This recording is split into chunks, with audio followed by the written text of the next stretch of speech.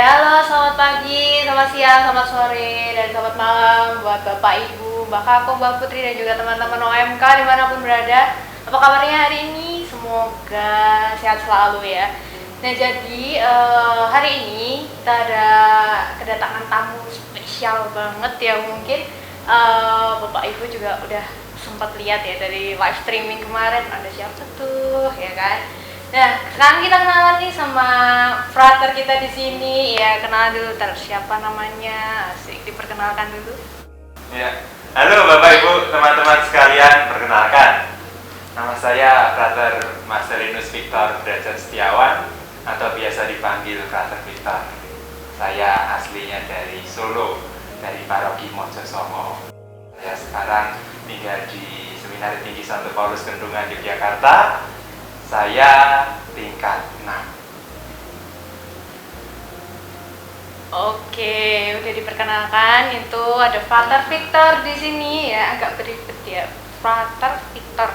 Maaf nanti kalau aku celat-celat ya. Oke, enggak apa-apa. Tadi pertanyaan pertama ternyata udah jawab. Asalnya dari mana? Dari Mojosongo. MG9. Oh ya, Songo 9. Iya. Mojosongo, Solo ya. MG9. Iya, betul sekali. Kenapa bisa nyasar sampai ke Ngabla? Oh, ke Ngabla. Rangka apa? Ya, kemarin tanggal 27 Juni itu saya datang ke Ngabla itu dalam rangka diutus oleh pihak seminari untuk live in begitu. Mengapa atau live in di Ngabla begitu? Ya alasannya supaya ini loh, saat ini kan sedang terjadi pandemi ini.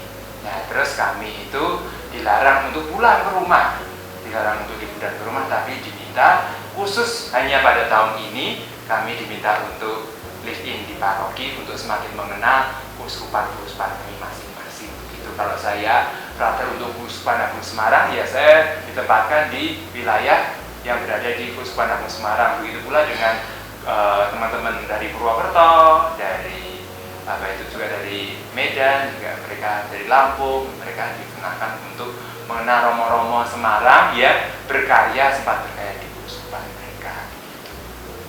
Asik sekali, berarti ini emang khusus untuk tahun ini live in itu ya? Iya, karena sebelum tahun sebelumnya juga nggak ada. Kalau liburan semester begitu ya pasti langsung pulang aja ke rumah masing-masing. Tapi ini karena situasi khusus juga ada acara khusus. Wah, asik banget. Ini eksklusif buat tahun ini. Mungkin tahun depan semoga udah nggak ada pandemi, jadi nggak ada live in lagi. Loh, gitu. Karena asik loh di Ngabla loh. Asik sih asik, tapi pandeminya nggak asik ya. Yoi, bener banget nih. Pertanyaan yang ketiga, kesan pertama yang frater rasakan ketika berada di Ngabla ini apa? Oh, kesan pertama ya, saya gini bayangkan gitu. Jogja itu sekalipun saya itu tinggal di Jalan Kaliurang ya, Kaliurang, bukan Kaliurang atas. Kalian kilometer 7 itu panas. Nah itu ketika tiba di sini, wah, langsung bayangannya kalau dingin itu langsung kayak seperti ya wisata begitu, sehingga ya langsung enak aja begitu, langsung datang nyaman begitu, apalagi datang langsung menjalankan protokol kesehatan. Apa itu? Cuci tangan. Wah, harus cuci tangan dingin begitu, waduh ya, terus enak aja di sini, sebenarnya enjoy aja, ada suasana baru yang nggak terlalu ramai, tahu kan Jogja seperti itu dengan segala hiruk pikuknya, sementara di sini lebih slow. Wah, ini menyenangkan sekali. Lebih slow, sepi aliasnya ya. Iya. Banget ya daripada di Jogja ya. Iya, oke. Berarti kesan pertama itu dingin. Dingin suasananya, tapi enjoy seperti di tempat wisata. Enjoynya seperti tempat wisata. Every day is holiday. Oke, it's my dream. Asik. Berarti dulu dari seminari menengah atau dari SMA biasa? Oh, dulu jadi sejarah Cerita, panggilan iya, atau sejarahnya nih. Sejarah singkat ya. Sejarah singkat, jadi dulu pertama-tama ini daftar itu tertarik, mulai daftar pengen masuk seminari itu kelas 2 SMP begitu.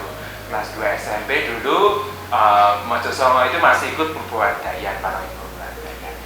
Nah itu biasanya saya tuh misa itu Sabtu sore, kalau sekarang tiba-tiba entah kenapa itu misal minggu pagi, dan minggu pagi itu pada waktu itu ada teman-teman dari Seminari Menengah Mertoyudan itu misa di sana. Misa di sana, terus kemudian yang buat tertarik adalah ada ini loh, ada orkes. Jadi misa diiringi orkestra dan bukan orkestra, lebih tepatnya chamber begitu ya, mini orkes begitu. Begitu terus ini kornya itu kan kalau mayoritas di paroki-paroki itu pasti suara yang dominan adalah suara sopran dan ibu-ibu kan. Nah, ini yang tertarik adalah kenapa suara cowok-cowok begitu. Ini sekolah apaan ini begitu kan. Dulu terus pertama-tama tertarik masuk seminari ya karena cuma mau itu pegang violin, pegang biola itu karena dia sepertinya wow begitu loh.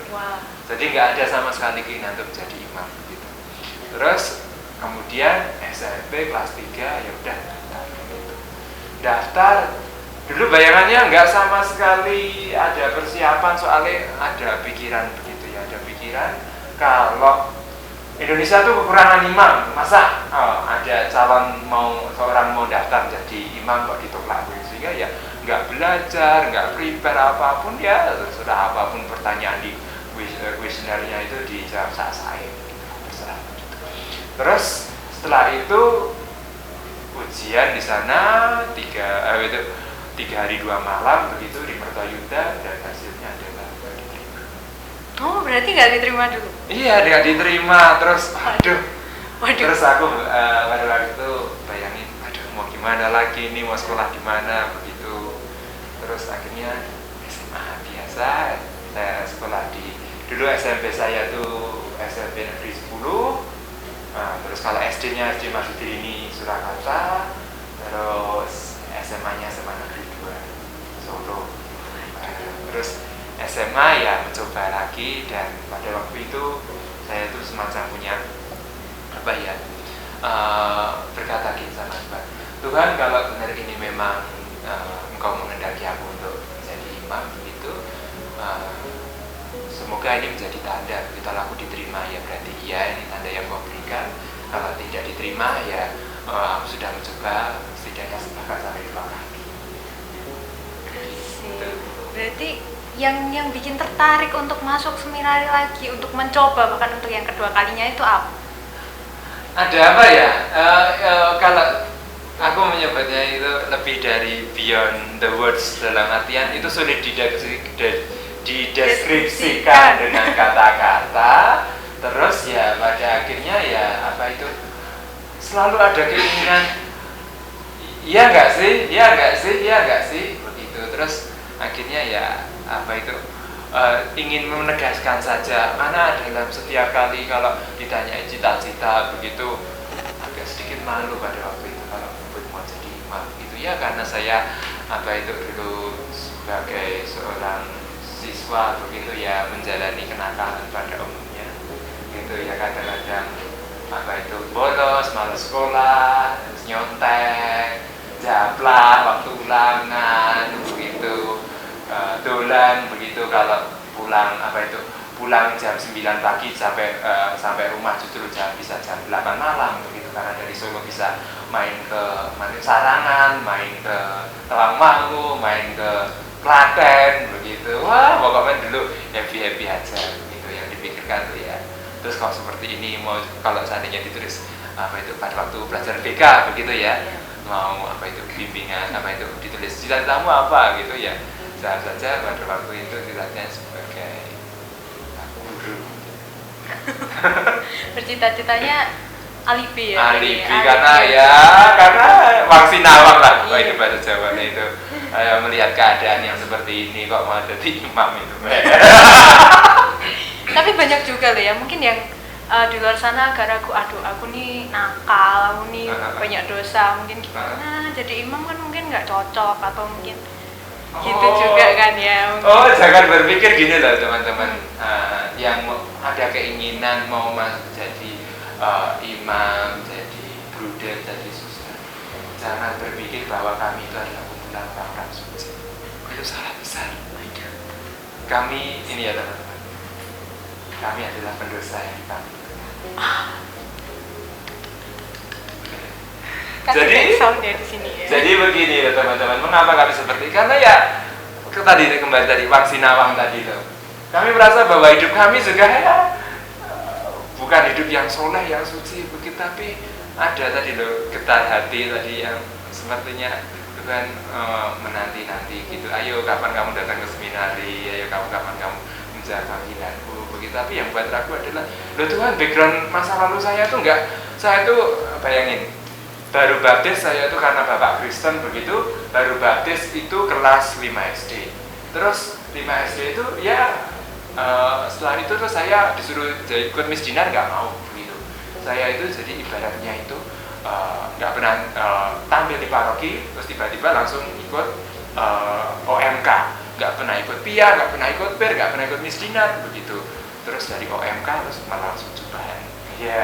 Aduh. Begitu. Aduh. Jadi ya apa itu? Tadi benar kami selalu merasa bahwa biara itu ada kumpulan orang suci. Tidak. Kami adalah para pendosa yang ditakdirkan. Gila. Asik banget. Oke, yang selanjutnya nih, Frater. Oh iya, kok ini berarti tadi di tahun ke-6 atau di saat ini? Iya. Iya, naik tingkat 6 begitu. Naik. Tapi kalau ini kan tahun 2020 masuk seminar itu saya Juni 2012. Jadi sudah 8 tahun meninggalkan rumah. Berarti ada di tingkat 6 ini ngapain aja? Dari 2012 sampai 2020 di tingkatannya tuh apa aja yang gitu ya. Apa ya, pendidikannya lah, apa aja gitu yang didapat gitu. Oke. Pendidikan yang didapat tahun 2012 karena saya lulusan SMA ya masuk itu langsung ke Seminari Mertoyudan Magelang, masuk di KPA itu kelas persiapan atas begitu selama 1 tahun. Terus setelah itu saya melamar menjadi calon imam Puspanakku Semarang dan diterima begitu. Diterima terus menjalani tahun orientasi rohani di tahun orientasi rohani Sanjaya Jakli Semarang itu yang ada sekarang, tapi dulu pada waktu masa saya itu sedang ada renovasi total begitu sehingga saya menjalani tahun orientasi rohani dari tahun 2013 sampai 2014 selama 1 tahun itu di Salatiga di Biarakana atau sekarang di Wisma Kana di Jalan Muardi itu Salatiga. Terus setelah itu dinyatakan lolos untuk melanjutkan pendidikan di Seminari Kendungan. Saya masuk ke Seminari Tinggi Santo Paulus Kendungan tahun 2013.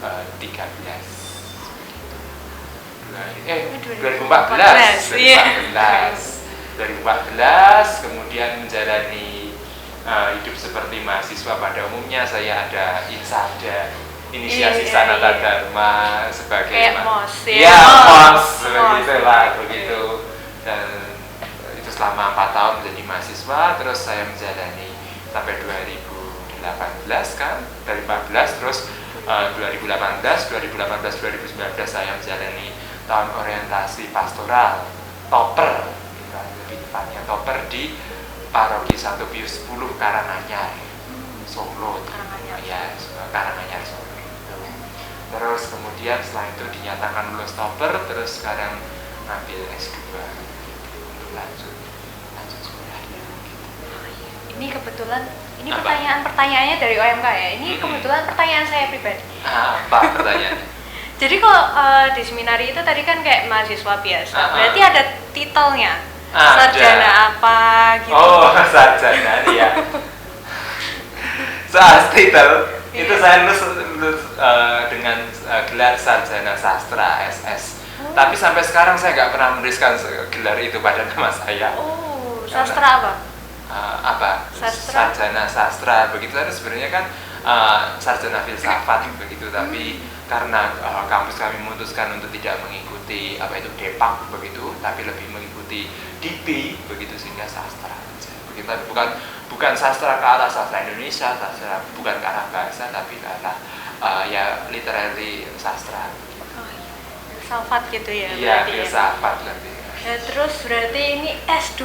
Iya. S2-nya apa? S2-nya ambilnya, jadi S2 itu Kalau dulu S1-nya lebih ke arah ke filsafat teologi yang masih umum gitu ya, semuanya itu bersifat dasar-dasar semua. Tapi kalau sekarang saya diutus oleh pihak seminari, oleh pihak Kuskupan untuk mengambil S2 konsentrasi kitab suci.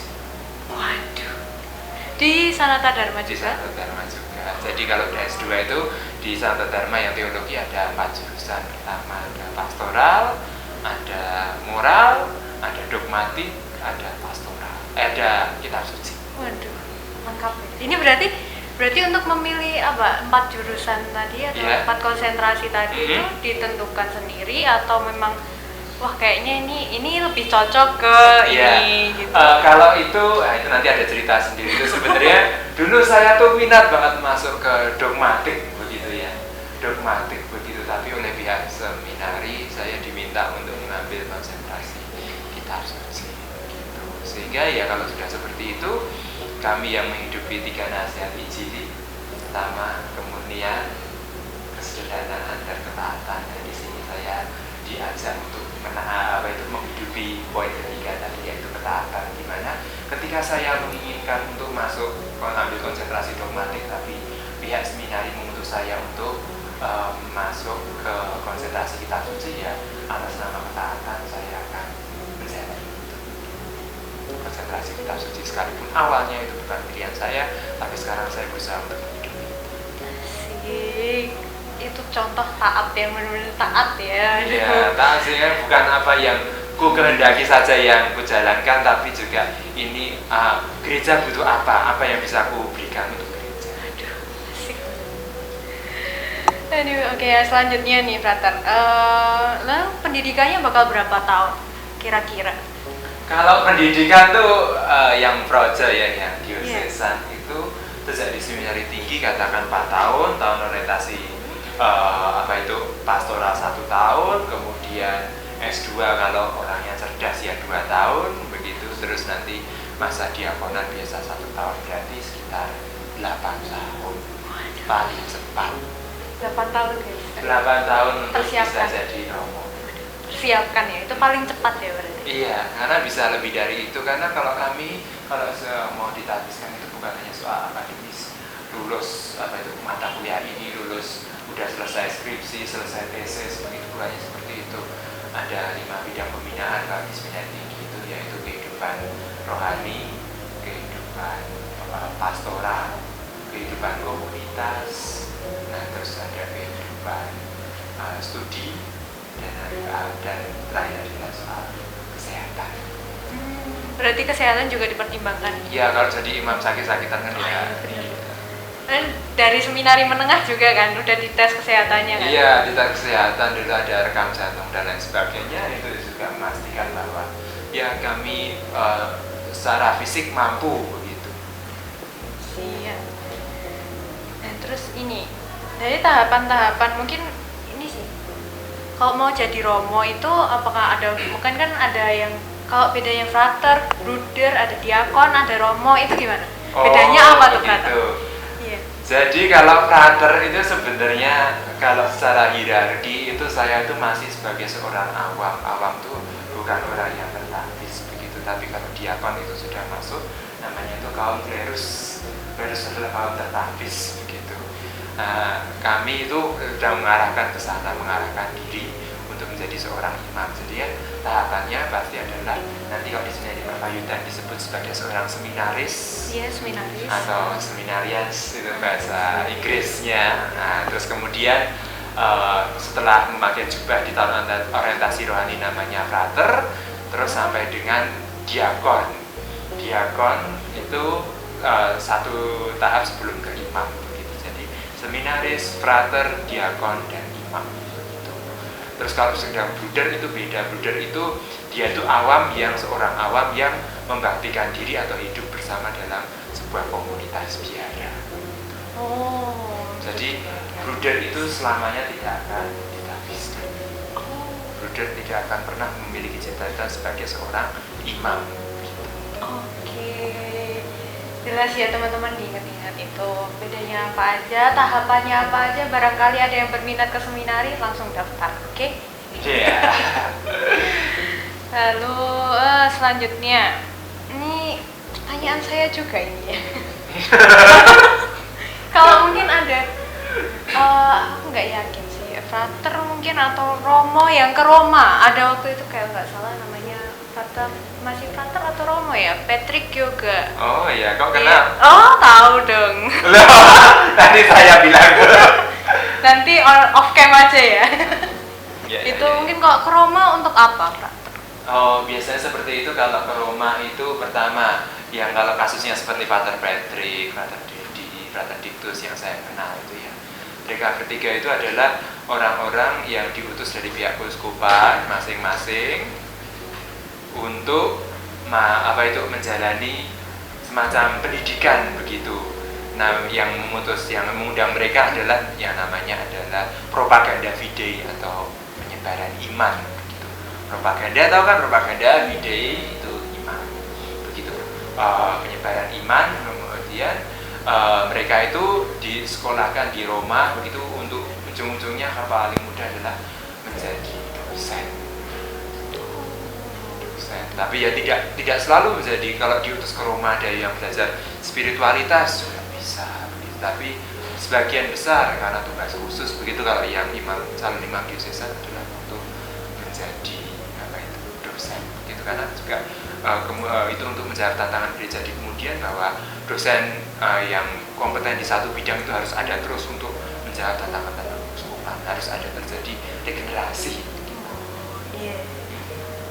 Berarti diutus ya, memang diutus ke Roma untuk pendidikan. Iya, pendidikan secara khusus begitu. Wah, mantap tuh kayaknya ya di Roma, tapi belum bisa sekarang ya. Atau memang nggak boleh pulang kayak? Atau emang nggak boleh pulang itu?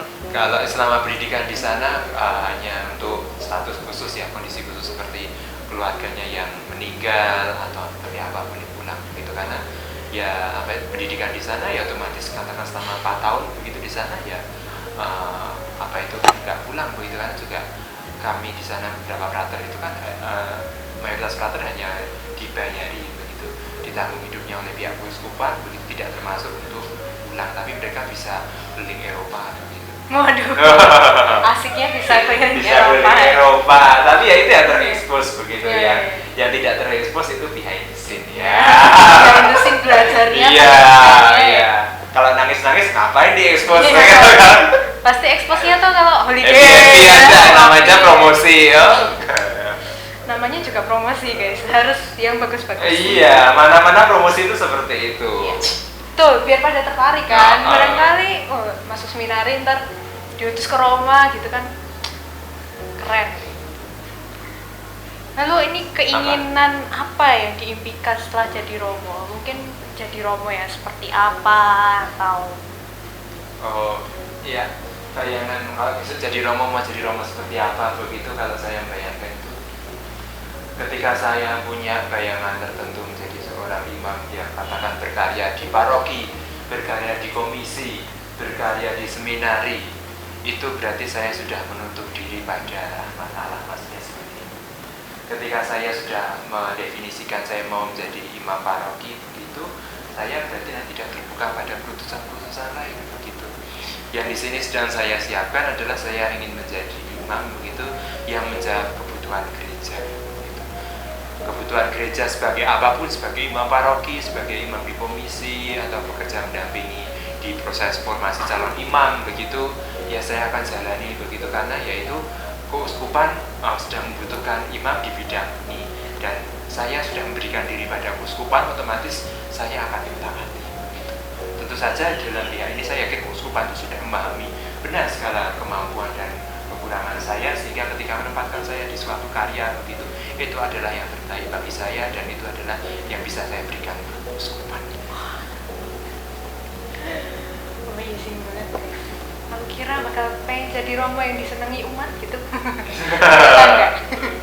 Lebih dan lebih dari itu. Keren banget ya. Terus ini next question. Selama jadi frater, apa nih suka dan dukanya? Mungkin sukanya dulu. Oh, Sukanya dulu ya. Seperti ini. Contoh sekarang, Contoh sedang sekarang. di Ngablak. Kalau nggak jadi frater, ngapain saya datang ke Ngablak? Berarti kedatangan ke Nabla itu seneng ya? Seneng lah. Senengnya kenapa nih? Hah? Senengnya kenapa? Bisa ketemu banyak orang, bisa tahu tempat baru, begitu kan? Bisa ya enak lah begitu ada di situasi suasana yang baru berbeda dengan seminari gitu. Nah gitu terus sukanya lagi tuh kalau dulu saya itu kalau nggak ke seminari saya nggak akan sampai ke Bandung. Saya nggak akan bisa sampai ke Malang gitu. Terus bisa ketemu banyak orang ya, dan kami itu meskipun komunitas laki-laki semuanya begitu, kami itu bisa saling memahami begitu, saling mengenal. Ini besok rekan saya menjadi imam ya seperti ini begitu. Dan kalau kami di komunitas laki-laki itu ya ya ada hal tertentu di mana kami ya banyak laki-laki yang identik dengan rasio gitu. Ya itu terkadang menjadi perjuangan tersendiri begitu. Tapi ada kalanya juga kami itu semacam enak aja di komunitas laki-laki begitu, semuanya bisa jalan dengan baik sesuai dengan irama begitu. Terus ya ini lebih ke arah menyenangkan lah kalau saya merasa seperti ini. Menjadi seorang frater itu banyak hal yang sukanya begitu daripada dukanya gitu.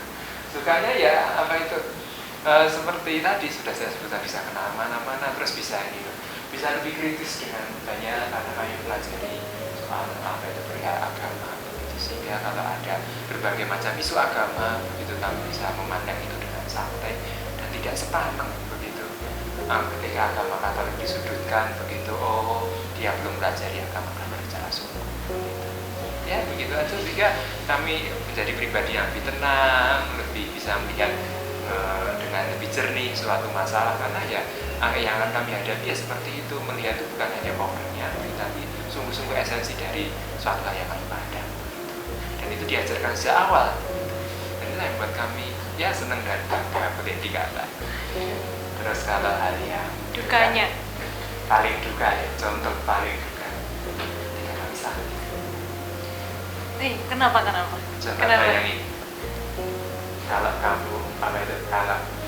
kami di komunitas laki-laki ya, kami itu punya kecenderungan untuk merasa diri aku bisa, aku hebat, aku bisa melakukan ini semua. Tapi itu semacam sudah tertanam bahwa aku ini orang yang mandiri gitu. Ketika sakit, konsep itu masih ada dalam pikiran kami, tapi fisiknya kan nggak mendukung, mulai lemes kadang gitu. Jalur tulung sopo, jalur tulung ngisin begitu. Apalagi kalau nggak ada demam begitu ya. Demam di seminari kan nggak ada air panas itu. Kalau mau minta air panas harus datang ke dapur. Dapurnya agak jauh dari kamar mandi begitu. Kan ya kalau minta tolong ya pekewo. Kalau nggak mandi pakai air panas ya, kalau pakai dingin kedinginan. Kalau nggak mandi nanti tadi katakan habis keringetan, lenyit begitu ya, nggak enak begitu. Nah terus ya itulah yang buat kami kadang-kadang itu buat ya. Tapi kadang-kadang seperti itu untuk apa? Di antara kami itu saling memahami. Saya sedang sakit begitu, terus di antara kami ada komunikasi begitu. Terus ya ini ada teman yang muncul, mau bawa peloro toh, tak gak panganan. Ya nanti ada teman yang membawakan makanan. Pihak kalau di Jogja ya ke Panti Rape mau begitu kalau udah parah gitu. Ya ini ada plus minusnya di situ itu ya. Apa itu? Ya tadi kekurangan tadi itu ditutup dengan saling memahami tadi. Nah saling memahami kalau sakit itu juga. Itu sih lebih ke arah yang paling gak mengenakan, lebih ke arah kalau jadi seorang selibater begitu ya. Selibater itu adalah seorang yang tidak menikah itu ya itu. Kalau sedang sakit sendiri gitu ya. Kan kalau coba bayangin seorang berkeluarga gitu, ini bayangan keluarga yang ideal, nggak ada masalah terus saja ya. Waduh. Kalau ada masalah ya, kalau katakan punya anak, punya istri saja bisa sampai begitu ya. Bu tolong bisa tolong bapak bawa keki begitu bisa perintah. Nah, kalau kami ya sekalipun dia adalah teman yang tidur di samping kamar saya begitu kan, saya tidak bisa serta-merta untuk menyuruh ya kan. Nah, seperti itu. Tapi berarti itu perlu kepekaan juga ya? Kepekaan, dan disitulah, tapi kan ada kekeluargaan, rasa kekeluargaan, hidup bersama gitu. Hidup bersama tanpa ikatan nikah, itulah kami. Iya, 8 tahun. Iya. 8 tahun. Dan masih berlanjut lagi. Gimana nggak kurang kuat. Oke, next deh, Rata. Ini OMK, karena OMK ini pada kepo-kepo banget. Nah, kenapa? Frater kan cowok nih, asik. Apa dulu pernah menyukai lawan jenisnya? Iya, pernah lah. Tadi kan SMA-nya seperti SMA pada umumnya. Iya, kan SMA-nya SMA biasa. Jadi kan SD, SMP, SMA juga SMA biasa kayak kita juga. Iya. Wajar lah ya. Terus pertanyaannya apa? Iya, ya itu aja sih. Oh iya.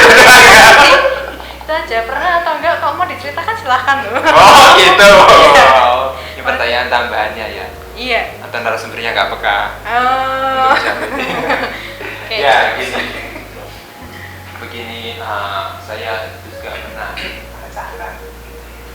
pacaran, tapi dulu saya pacaran sampai sekarang baru 2 kali begitu. Yang pertama itu kalau nembak cewek itu pernah 3 kali. Yang pertama SMP. Berarti 1 ditolak. Yang 1 ditolak. Ditolak. Oke, terus setelah itu saya berpendapat ngapain pacaran begitu. Karena ditolak tadi. Iya, karena ditolak. Terus SMA begitu, ya kok ada yang beda begitu ya. Apa kalau omong-omong begitu, terus kalau pulang begitu kadang-kadang ditunggu begitu. Ada apa ini? Gitu. Itu. Terus saya pacaran pertama itu ya kelas 1 itu tapi semester 1, kelas 1,5 bulan. Karena pada waktu itu saya ikut trying and error. Cuma 1,5 bulan karena itu.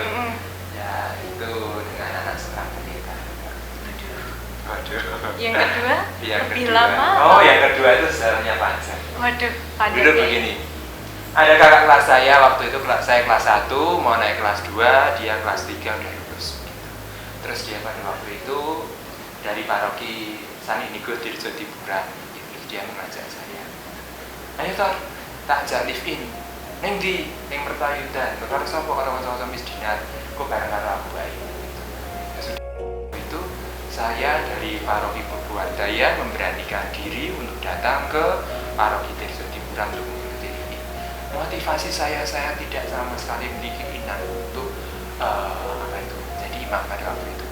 Motivasi saya adalah mengapa ikut live in supaya saya pergi dari rumah. Dolan. Supaya Dolan dan dapat sangu. Seperti itu motivasi ya. Nah terus pagi hari saya namanya pada waktu itu adalah Mas Julius. Mas Julius datang, saya datang ke Tirjo itu udah banyak ada anak misdinar yang lain waktu itu. Terus selingahan di Mas Julius begitu. Terus dia pada waktu itu bilang, pada waktu itu masih SMS ya, tahun 2010. Aku masih SD. Iya. 2010 kemudian masih SMS terus masih bilang gini, wah sorry Tor, aku rasido melu ning Mertayudan, aku iki GOTW saka Bandung. Waduh, Gak ada teman. Gak ada teman kan. Terus pada waktu itu untung saya itu kelas 1 ikut yang namanya ISKS, Ikatan Siswa-siswi Katolik Surakarta. Terus ada satu orang di situ yang saya kenal begitu sudah, loh ngopo kowe gini? Terus tanya begitu, aku dijajeni diajak karo Mas Julius ning Mas Julius ra teko gitu. Nah, terus udah deh, saya kamu bayangin di komunitas begitu ada di satu bis gitu nggak ada satu orang pun yang kenal begitu. krik begitu. Ya udahlah, udah didaftarin kok begitu. Bapak udah pulang pada waktu itu kan belum ada Gojek gitu kan. Nggak bisa pesan Grab atau Gojek begitu ya. Nah, terus pada waktu itu ya sudah datang ke Mertayudan. Kisahnya berapa di Mertayudan? Waduh, kisahnya berapa di Mertayudan? Paradok ya, tapi ya itu benar-benar true story-nya begitu. Jadi karena nggak kenal siapa-siapa, sore itu dari datang pertama itu yang lain tuh pada main olahraga gitu. nggak punya teman ya, pada waktu itu saya memutuskan untuk duduk sendiri begitu di bangkunya agak panjang begitu, atau mungkin bahasa Inggrisnya adalah lincah. Bahasa Inggrisnya lincah. Ada lincah Iya. begitu. Duduk di situ terus kemudian ada nih seorang cewek begitu. Datang. Bukan datang pada waktu itu saya sedang mainan anjing kan. Terus kemudian ada anjingnya di mertayudan begitu. Terus dia itu dari jauh begitu bilang gini, "Enteni sapa kowe?" begitu. Saya aja reply, "Enteni kowe no." gitu. Waduh. Terus setelah itu dia datang. Kemudian ya kami ngobrol-ngobrol. Dia mengutarakan keinginan untuk menjadi suster, saya juga pengen gitu. Waduh. Terus sejak pertemuan itu saya tuh punya teman, jadi kalau di mana-mana itu kalau acara di aula dia juga mau jejeri saya gitu. Di kapel yang lain biasa kan kalau seperti anak-anak pasti pilihnya duduk di belakang gitu. Saya agak di depan begitu, dia juga jejeri gitu. Ya, terus pembicaraan ya berawal dari situ. Terus itu gaduh omongan. Terus setelah dari itu kami tukar nomor HP dan lain sebagainya. Terus pada waktu ya telepon-teleponan itu pada waktu itu saya tahu kalau telepon maksimal itu ada 59 menit 59 detik. Setelah itu pihak operator akan memutuskan telepon kita. Masih ada batasan waktu. Iya, enggak, karena pada waktu itu terus satu ngobrol terus gitu loh. Pakai telepon pada waktu itu ya ada operator seluler yang sangat murah itu sampai sekarang juga terkenal aja gitu. Tahu kan? Nah itulah yang pakai angka. Yang saya pakai. Kamu juga pakai? Iya. Oh, Murah oke. soalnya. Nah itu teleponan bisa kadang-kadang 1,5 jam 2 jam. Terus pertemuan kemudian dia juga, jadi pada waktu itu kami bertemu itu cuma karena ingin sharing bagaimana awal itu. Setelah dia itu saya di SMA 2, dia di SMA 7 Solo. Kami beda sekolah gitu. Terus ini ketemu begitu saling sharing. Setelah saling sharing ya intinya itu sharing panggilan keinginan untuk menjadi imam, keinginan untuk menjadi suster itu hanya semacam modus untuk kita bertemu. Oh, gitu ternyata modusnya ya. Bisa dicoba? Aduh, kalau ada yang mau nyoba. Ya seperti biasa, karena pada waktu itu kami satu angkatan tapi saya lahiran 94, dia lahiran 95, ya biasa lah. Mungkin teman-teman sudah ngalah kakak adik. Aduh. Ya. Adik ketemu gede. Adik ketemu gede. Nah setelah itu ya tanggal 18 Desember. Aduh, masih inget. 18 Desember 2010.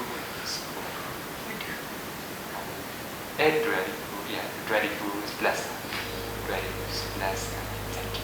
Asik. Inget banget. Ya, Aduh. kami jadian, kemudian jadiannya juga ya mencoba, karena kami tahu sama tahu lah begitu bahwa keinginan untuk menjadi suster, menjadi imam hanya semacam makanya cover aja, tapi intinya itu ada rasa. Nah, setelah itu ya berjalan 2 tahun. Aduh. Kemudian 2 tahun setelah itu mau daftar ke seminari, kemudian saya menegaskan. Dan pada waktu itu ini ada kisah yang mungkin saya kurang manusiawi begini. Tahu bahwa kami putus itu tanggal 31 Januari. Nah, tanggal 31 Januari seperti lagunya Glenn. Oh, iya. Apa? Kisah kita. Asik. Iya, terus berakhir Berakhir di akhir Januari. Ya, begitu. Ditambahin sendiri ya, guys. Ya, berakhir di akhir Januari. Karena tanggal 3 Februari itu ada pendaftaran seminaris baru begitu.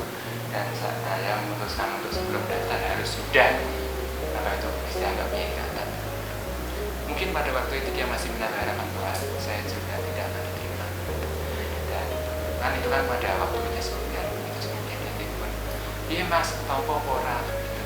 Saya menjawab dengan hati yang begitu dan aku ketompo dek gitu. Terus Terus apa yang dia lakukan setelah Apa? aku menjawabnya dengan itu tidak. Terus kemudian dia itu langsung menutup telepon. Dan kamu bisa bayangkan. You Bisa. can imagine it how I break her heart begitu. Bagaimana saya menghancurkan hatinya dengan pernyataan itu. Ya begitulah kisah cinta yang pernah saya lalui. Gak apa-apa. Saya sudah pernah merasakan. Oh, ditinggal sama seorang seminaris? Aduh. Iya? Oke aja ya. Oh. Aduh. Ternyata bikin flashback. Kok jadi aku yang flashback ya? Aduh. Jadi baper. Jadi aku yang KSBB. Apa tuh? Kelingan sik biyen. Teringat yang iya. Iya. Yang iya. Ya enggak. Enggak Aduh, flashback. Aduh. Kenapa jadi aku yang terbawa perasaan ya? Nah, ini nih, next question aja ya. Daripada saya semakin flashback. Nah, mungkin ini sama jadi frater. Terus ada nggak sih rasa bimbang atau mungkin ragu, aduh, mau lanjut enggak, atau pernah nggak ada? Pernah tentu saja. Titiknya ya masih berhubungan dengan ya sampai sekarang ya saya masih merasakan berbulan dengan yang namanya hidup menghidupi selibat itu, kemurnian itu. Jadi pada waktu itu dengan orang yang sama dengan mantan pacar saya yang SMA pada waktu itu kami masih mencari komunikasi. Saya sebenarnya meskipun saya bercoba begitu saya kalau ini masalah. Masalah Setiap kali liburan seperti ini, saya datang ke rumahnya begitu.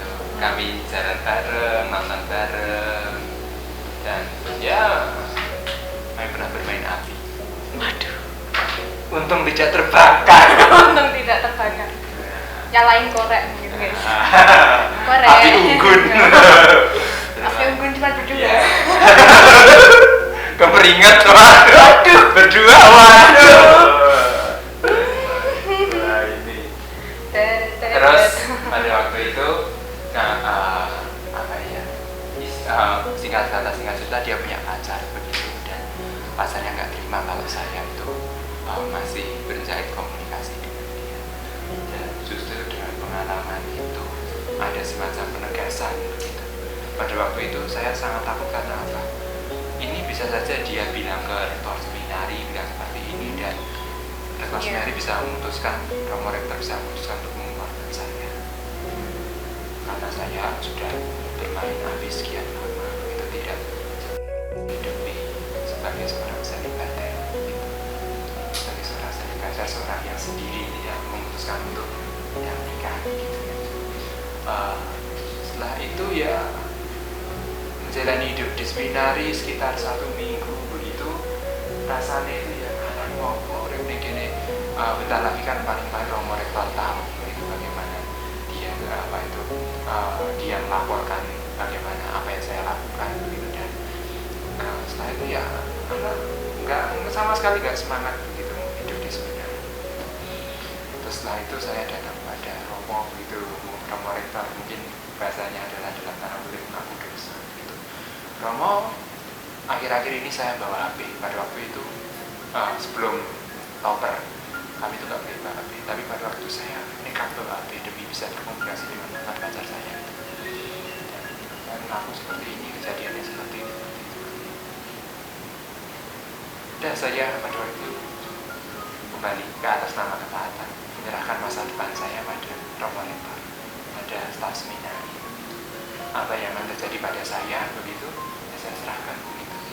Setelah itu ya sudah untung pada waktu itu pihak seminari masih beri saya kesempatan. Pasti akan ada kesempatan kedua. Nah, ada kesempatan kedua mungkin kalau sekarang itu saya bilang nyawa balen begitu ya. Sehingga apa yang saya lakukan sekarang itu sungguh apa itu ya harus saya maksimalkan atau saya gunakan sebaik mungkin karena ini sudah kesempatan kedua bagi saya. Begitu saya melakukan kesalahan dan ini ya yang dulu membuat saya sempat memiliki keinginan untuk jauh anggota Tuhan pernah bilang seperti itu saat kalau kami nyebutnya desolasi saat krisis. Berarti yang bikin yakin itu apakah kesempatan kedua itu atau ada sesuatu yang memang meyakinkan oke aku lanjut? Yang bikin yakin adalah pertama-tama ini loh, saya merasa bahwa kesempatan kedua itu adalah untuk rahmat dari Tuhan. Maksudnya pemberian rahmat dari Tuhan begini, saya melakukan kesalahan lalu saya hidup. Nah begitu, sehingga ya apa itu pengalaman dikasih oleh Tuhan, merasakan bahwa ya tadi kembali saya pendosa yang dipanggil oleh Tuhan tadi itu Tuhan yang tidak memberi Tuhan kesalahan begitu. Inilah yang membuat keinginan untuk terus menanggapi, terus berjuang ya dengan segala masalah di antara kami, masa di antara para kader saya yang merasa tidak nyaman tinggal di komunitas itu juga pernah seperti itu, pergulatan hidup berkomunitas, hidup studi, hidup pastoral juga pernah dan ya terus berusaha mencoba menanggapi berjuang mengerjakan tugas ini, mengerjakan tugas itu dan ya pada akhirnya ya ada semacam keyakinan bahwa Gusti ngersake aku. Saya speechless mau komen apa ya karena saking keren mind blowing banget ya ini. Terus yang selanjutnya nih mungkin ya berarti kan tadi kan pernah nih Natal Januari pernah nggak ini sembunyi-sembunyi keluar dari asrama, dari kompleks seminari gitu. Itu mungkin kalau dulu pertanyaan itu untuk di Mertoyudan ya, pernah pada waktu itu. Dulu pada itu zaman saya di Mertoyudan itu belum ada CCTV, belum ada yang namanya satpam gitu. Ya dengan lugunya pada waktu itu saya keluar seminari begitu, gitu untuk fotokopi begitu dan setelah fotokopi jajan. Bakso kerikil, bukan? Oh, kamu nggak tahu bakso kerikil? Tahu dong, saya asli Magelang kok. Oh, oke. Enggak sih, saya biasa kalau di angkringan. Oh. Di angkringan atau ya kadang-kadang bakso kerikil hanya sekali karena bakso kerikil bukan favorit saya. Favoritnya di angkringan adalah? Di angkringan adalah wedang jahe. Waduh. Yang Keluar, bisa bikin anget. Gebrobios.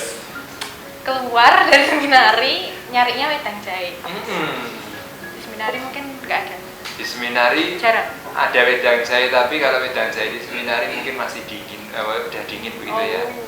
Kadang-kadang ada yang dicari di angkringan itu kadang-kadang cuma tempe goreng atau tempe goreng yang dibakar gitu loh. Iya. Cuma nyari itu sensasi angetnya aja loh. Karena dia di seminari untuk masakan tempe goreng kurang 300. Yang satu sudah dingin, yang satu belum digoreng.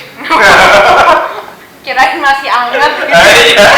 Belum digoreng dan dihidangkannya sama-sama kan itu dalam waktu yang bersamaan kan. Nah, kadang-kadang suasana rumah itulah yang membuat keinginan untuk keluar. Pada waktu itu juga ketika menjalani masa karantina selama 40 hari di Mertoyudan itu juga kalau keluar dari komplek asrama ya bukan komplek, masih di dalam taman begitu, terus taman itu kan bisa lihat jalan Maijen Bambang Sugeng.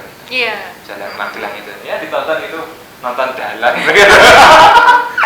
Saya pengen balik ya gitu, nonton orang muter dekat seminari itu. Apal banget ya. Ada muteran segala. Enggak, dulu aku lesnya deket situ ya. Jangan dia enggak. Oh. Aku enggak pernah mengunjunginya kok. Mengunjunginya? Waduh, udah nitik ini berarti. Aduh. Dengan kata gantinya tadi. Tolong kamu jangan nonton. Aduh. Mungkin kalau mungkin ini bocoran ya dari dulu ada saudaraku ada di seminari juga. Itu ceritanya tuh kalau kabur gitu dari semak-semak apakah benar atau frater lebih longgar waktu itu? Oh, Kita saya aja. kalau itu mungkin itu sudah yang kalangan yang pro begitu ya. Waduh. Lewat semak-semak bisa, terus nanti nyebrang apa itu Kalimatu atau Oh iya. tempatnya itu kan ya Ada. itu kan. Saya pada waktu itu kalau escape namanya, kalau bulan seminari tanpa izin itu namanya, kami nyebutnya escape. Kalau makan liar itu biasa disebut makar. Penuh singkatan di seminari itu. Kalau saya pada waktu itu ya seperti manusia tanpa dosa aja, tetap lewat jalan utama gitu. Dengan PD-nya begitu. Dengan PT-nya. Belum ada satpam tapi ya. Belum ada satpam. Satpam. Kalau udah kayaknya itu mungkin udah ada satpam jadi lewatnya semak-semak. Lalu ini kalau di seminari tinggi ada ambulasi. Oh, enggak ada. Ambulasi. Kalau di seminari tinggi itu biasanya ya apa itu? Kami diberi kepercayaan untuk kapanpun keluar boleh. Kapanpun keluar boleh, sehingga kecuali jam-jam studi, mulai dari jam kuliah dari jam setengah 8 pagi sampai jam 12, kemudian jam rohani itu dari jam 5 sampai pagi begitu jam. Biasa itu kami tidak boleh keluar seminari. Tapi kalau ada catatan khusus seperti harus fotokopi dan lain sebagainya masih diizinkan. Dia diberi bukan kebebasan sih, apa ya, semacam kepercayaan untuk tidak menyalahkan kepercayaan. Berarti kalau ambulasi itu di seminari menengah ya? Hanya di seminari menengah dan tidak ada di tahun orientasi rohani. Ini ada yang kepo juga. Nah, apa? Kongko seperti apa sih yang dilakukan para frater-frater itu? Kalau kongko mungkin di mana atau ngapain? Ngobrol gitu. Kongko, kami itu punya tradisi kongko itu bukan hanya apa ya malam minggu doang begitu ya. Oh tidak begitu. Kami itu kalau setelah sarapan kan kami kuliah. Tapi kami punya tradisi kongko itu setelah makan. Setelah makan kami kan makan di ruang makan. Yeah. Terus kongko bareng itu di namanya kami di Kendungan, di Sementing Kendungan, namanya di kursi hijau. Jadi kami membentuk komunitas-komunitas kecil begitu, kumpul begitu, kongko-kongko, dan ya yang kami bicarakan hal yang ramu tuh. Entah kami main kartu, kami apa itu akan gibah. Waduh, gibah siapa nih? Apalagi retailing. Kami biasa lebih sering tuh retail begitu ya, menceritakan ulang begitu peristiwa tapi dengan dibumboni. Oh, ditambah-tambah. Dibumboni sehingga ceritanya akan jauh lebih menarik begitu, dan lebih menarik, lebih gayam begitu. Terus nanti ketika kalau ada seorang seperti itu, terus kemudian dia mutung, kemudian dia semakin mutung. Nah, seperti itu. Sehingga suasananya akan cair begitu ya. Kalau DC kami biasa begitu, sehingga kami itu baperan begitu. Sehingga ada DC apapun begitu ya tidak akan sampai baperan, karena konteksnya adalah guyon. Aku tuh udah pernah ke seminari Kentungan, tahu Iya? Ngapain? Cari pembicara waktu itu. Oh, cari pembicara. Kayaknya berarti mungkin frater udah di seminari Kentungan ya. Bicara dari hati ke hati. Oh, bukan. Bukan. Ini beneran. Tahun berapa? 2016 mungkin. Sempat kita diajak juga, ada aku bertiga sama teman-teman, terus diajak makan bareng. Ayo makan siang bareng aja sama frater-frater. Oh ya? Iya. Oh, pernah datang ke rektor? Pernah makan di sana. Oke. Asik banget. Itu ruang makan kami yang seperti warung. Iya, kayak warung makan besar gitu loh, banyak itu apa? Meja gitu kayak di warung makan. Tapi aku waktu itu nggak enak, aduh nanti kalau ada frater ya nggak makan karena kita gimana gitu kan, nggak ngepas gitu jatahnya. Tinggal di seminar itu ibarat tinggal di benteng yang kuat, makanan tersedia, minuman terjamin. Waduh. Minuman Berarti berbagai jenis. silakan main ke seminari.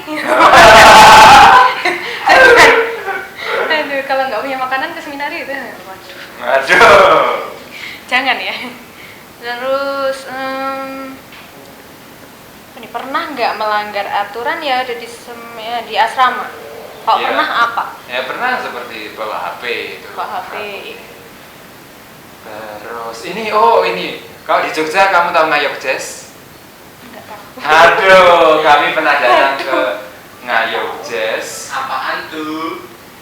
Ngayog Jazz itu semacam acara jazz yang diadakan oleh Jaduk begitu. Oh, iya. Jaduk yang almarhum itu gratis begitu dari apa itu, dari bisa masa menyeting apa itu, mendekorasi satu desa begitu.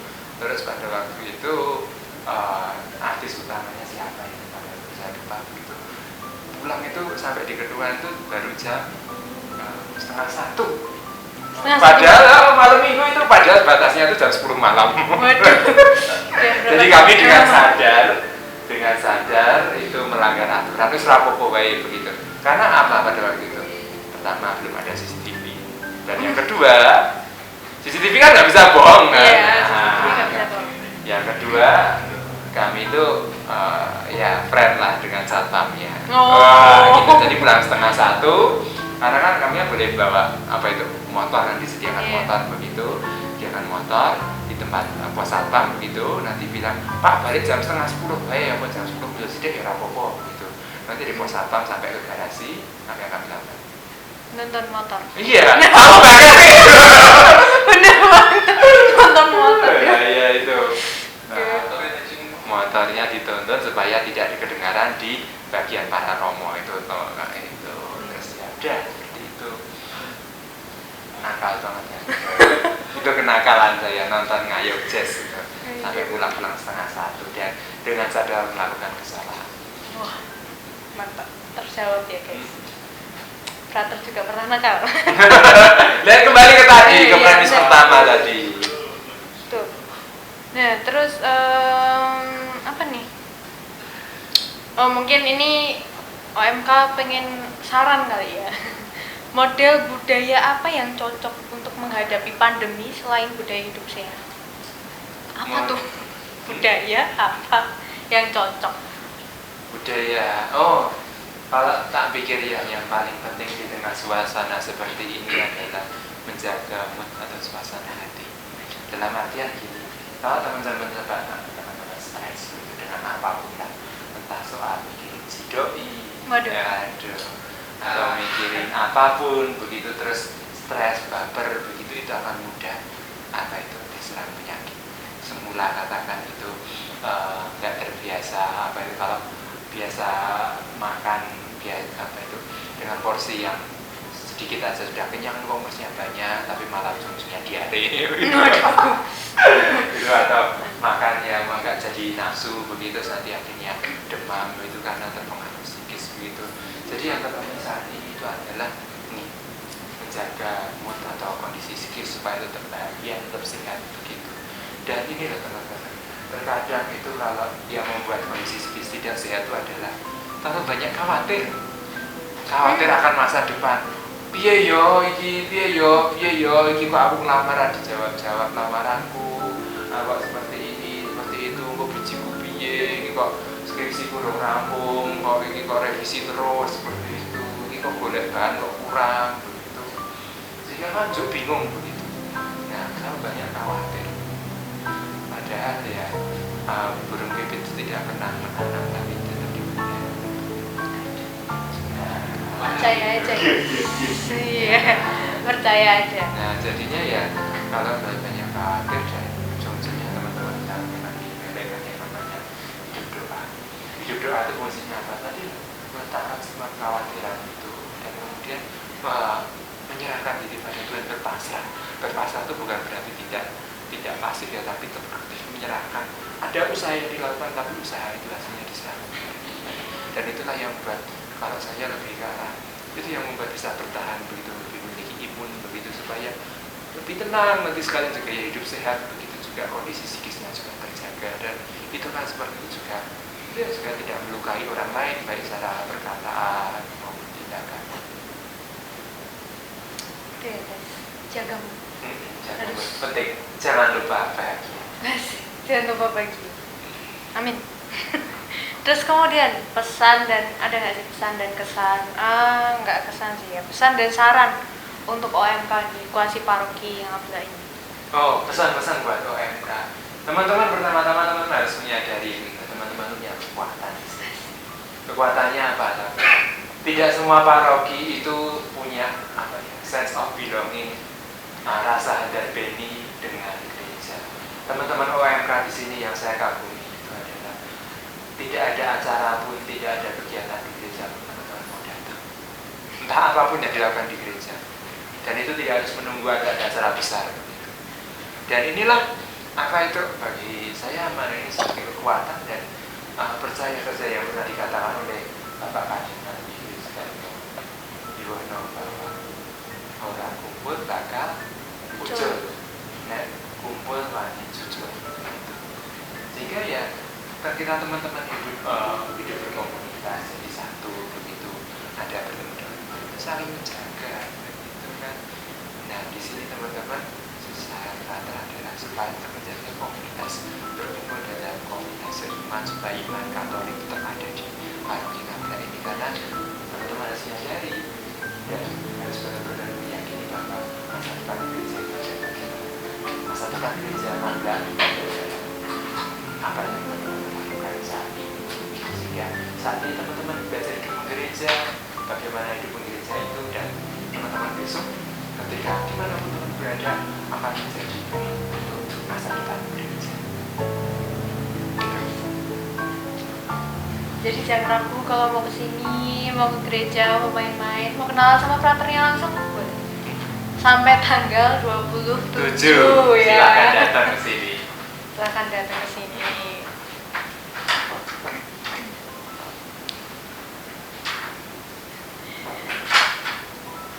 Oke, langsung lanjut lagi ya. Kalau misal nih ada teman-teman yang kepo atau tertarik untuk masuk ke seminari, apa aja sih yang mungkin perlu disiapkan, atau mungkin kalau bingung tanya-tanya kemana gitu? Yang perlu disiapkan secara kepribadian itu nggak ada ya. Siap aja, siap untuk katakan paling mudah adalah berpisah dari keluarga, hidup mandiri, belajar yang teman-teman yang masih muda, yang SMP, yang SMA, belajar cuci baju sendiri tanpa menggunakan mesin cuci, belajar setrika, terus belajar bangun pagi, ya, gitu. Belajar bangun pagi. Oke. Itu paling itu, selebihnya rahmat Tuhan akan menyertai ketika teman-teman mau. Amin. Gitu. Terus kalau mau teman-teman ada keinginan mau jadi budak, jadi suster, jadi imam gitu, silahkan datang kepada Romo Paroki. Romo Paroki itu akan mengarahkan teman-teman untuk apa ya, untuk mempersiapkan sebelum masuk ke biara, masuk ke seminari gitu. Dan percaya saja bahwa di seminari itu ada bukan tempat isinya orang cuma berdoa, terus tidak. Kita juga manusia, begitu, butuh rekreasi, butuh dolan, butuh nonton, begitu. Datang pada Romo Paroki, dan Romo Paroki nanti Romo Paroki mengarahkan ke sini tidak, kami akan mengarahkan. Ada banyak katakan kongregasi, banyak uskupan, gitu. Silahkan kamu yang memilih sendiri itu. Kami percaya bahwa di situ adalah karya Roh Kudus akan bekerja. Gitu ya. Nanti datang pada Romo Paroki paling mudah, atau datang pada suster dari komunitas teman-teman terdekat. Nanti datang ke Romo. Oke. Terakhir, last but not least, yes. Quotes favorit dari Frater Victor yang barangkali juga bisa jadi penyemangat buat teman-teman, bisa jadi inspirasi juga. Ada. Oke, quote favorit yang selalu menjadi penyemangat saya. Ini, sebelumnya ada quote favorit itu saya merasa bahwa saya itu sebenarnya pas-pasan. Jangan dipikir bahwa Frater itu pintar semua, Frater itu sehat semua, Frater itu punya kemampuan yang serba wow, begitu tidak. Tapi quote favorit adalah usaha tidak akan pernah mengkhianati hasil. Ya. Sekalipun ada kegagalan, terus berusaha dan yakinlah usaha tidak akan pernah mengkhianati hasil. Mungkin itu aja Frater. Terima kasih untuk sesinya. Oke, terima kasih. Hari ini. Terima kasih, luar biasa. Semoga juga bisa menjawab pertanyaan-pertanyaan dari teman-teman OMK khususnya yang udah banyak banget nih, yang udah kepo-kepo. Kepo lagi, silahkan bisa kenalan sama fraternya langsung. Iya, bisa. Sampai tanggal 27. Udah kayak penawaran apa gitu ya. Ada batasnya gitu. Oke, terima kasih untuk sudah menonton Q&A kali ini. Semoga nanti bakal ada Q&A lagi yang lainnya, hashtag 2, hashtag 3, dan selanjutnya. Jangan lupa like, subscribe, dan komen. Share kalau kalian suka ke teman-teman, ke semuanya. Jangan lupa tetap jaga kesehatan dan tetap jaga kebersihan. Tuhan memberkati.